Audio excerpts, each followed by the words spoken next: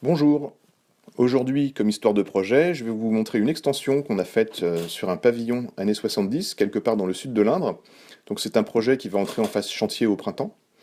Donc on a une maison qui est intéressante, hein, qui est plutôt jolie. Elle a une contrainte, c'est la pente de terrain, qui est vraiment raide avec une forêt au-dessus, donc la poussée de terrain elle est vraiment impressionnante. On voit déjà des micro-fissures sur la maçonnerie. Donc les clients voulaient une extension avec à la suite une terrasse. Et on a été confronté à un surcoût de maçonnerie trop important par rapport au budget. Donc il a fallu être malin. Donc on voit les plans de l'existant qui sont simples, hein. La pièce à vivre est assez petite, mais très, très conviviale. La façade, bon, rien de bien particulier. C'est pas une très grande maison, hein. C'est plus intéressant sur les coupes, on voit les demi-niveaux, ils sont très agréables à vivre. Et sur les coupes latérales, on voit ce trait là de coupe de terrain. Donc là, la poussée est vraiment impressionnante. Alors on va passer au plan du projet. Donc on voit l'extension en haut là qui fait quand même 20 mètres carrés, hein. C'est une cuisine, une petite terrasse sur le côté.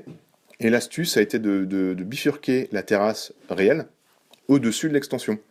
Donc cette extension, on la monte pour avoir des vitrages assez hauts et récupérer un maximum de lumière par rapport à la pente. Et une petite modification de la pièce du dessus, et on a une terrasse suspendue avec une vue plongeante sur la forêt au fond. On passe en image de synthèse, donc toujours avant-projet, qui permet de visualiser vraiment à l'échelle, hein.